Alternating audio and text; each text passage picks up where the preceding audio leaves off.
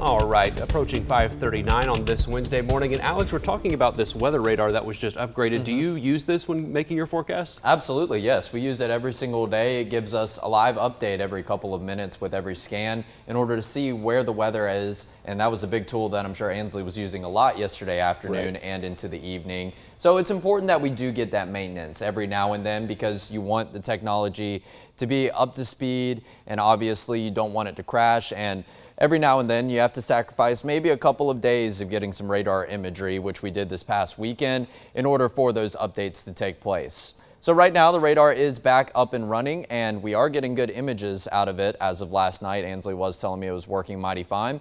Now taking a look at your overcast skies over the Georgia National Fairgrounds. Still don't have any numbers down in Perry. We don't have any numbers in Macon, and the sensor is still acting up down in Vidalia for the dew points. So kind of doing the forecast with one hand behind my back right here, but luckily enough, we have plenty of temperature plots to tell you what's going on elsewhere, somewhere in the mid to upper 70s for your current temperatures, and the humidity levels still very, very swampy.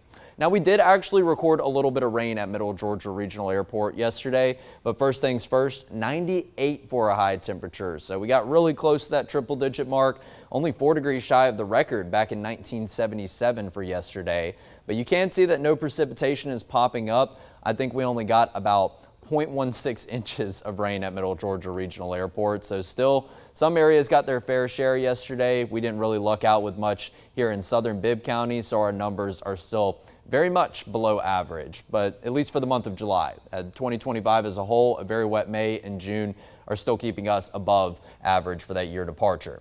92 for a high temperature today. Okay, that's definitely a downtick from what we've seen the last couple of days. So not as bad. Of course, the humidity will make it feel a little bit warmer, but some scattered rain will be in the picture, and we'll talk about what role that will play in giving us a little bit of this cool down, if you will. This is definitely a pretty substantial cool down for the summertime months.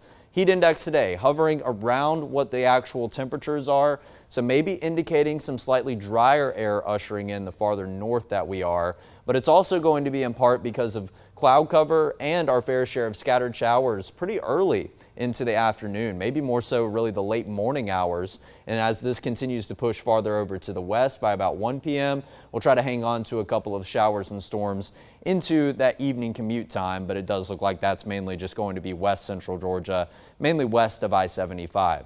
Now let's go into your Thursday morning, where once again, similar timing around 11 a.m. A couple of scattered showers get going. Can't rule out an occasional storm or two. And then as we go into the evening hours, still holding on to a couple of those shower cells. And then we go all the way into Friday, which is actually trending predominantly dry as it does currently stand. And we continue that trend into Saturday and into Sunday. Before Monday and Tuesday, we may welcome back a few rain chances into the forecast. But with less rain chances, you know what that means. We're going to crank the heat right back up, seeing 96 on Saturday, 98 on Sunday, and many models were calling for 100s and 101s for Monday and Tuesday. Don't have the courage to put that on the 7-day just yet, but we'll worry about that once we get there, going to make the most out of this cool spell, if you will.